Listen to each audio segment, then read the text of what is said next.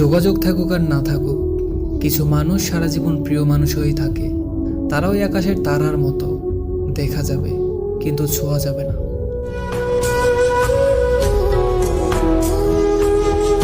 কারে দেখাবো আমি বুকের ব্যথা, তুমি যে আমার সাথী হলে না।